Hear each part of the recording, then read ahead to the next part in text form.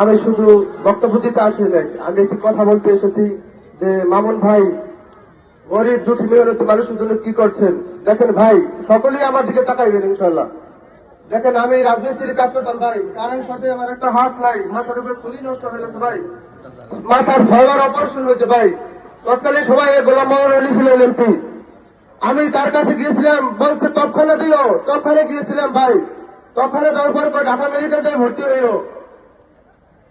Dhaka medical ভর্তি হইতে কি টাকা লাগে ভাই? না, বিনা টাকা হয়। আমার একটা হাতও নাই।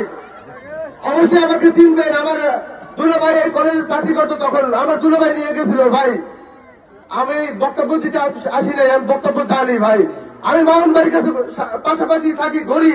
মামুন ভাই দেখে অবশ্যই আমার মুখ চেনে, কিন্তু আমার যে এত সমস্যা মামুন ভাই জানে না, কিন্তু তাই সে যে আমাকে হেল্প করছে তাও জানে না।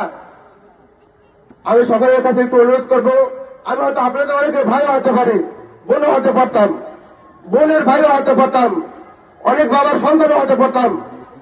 এই উচিত করে মামুন ভাই আমার এই সাবার অপারেশনের দায়িত্ব তিনি নিয়েছিলেন, তখন কোন নেতা, কোন সমাজসেবক আমার এই দায়িত্ব নেননি। তখন তার মাধ্যমে আমার এই চিকিৎসা সমাধান করছি। এখন আমার আর একটু অপারেশন বাকি আছে, ইনশাআল্লাহ সকলে দোয়া করবেন মামুন ভাইয়ের জন্য।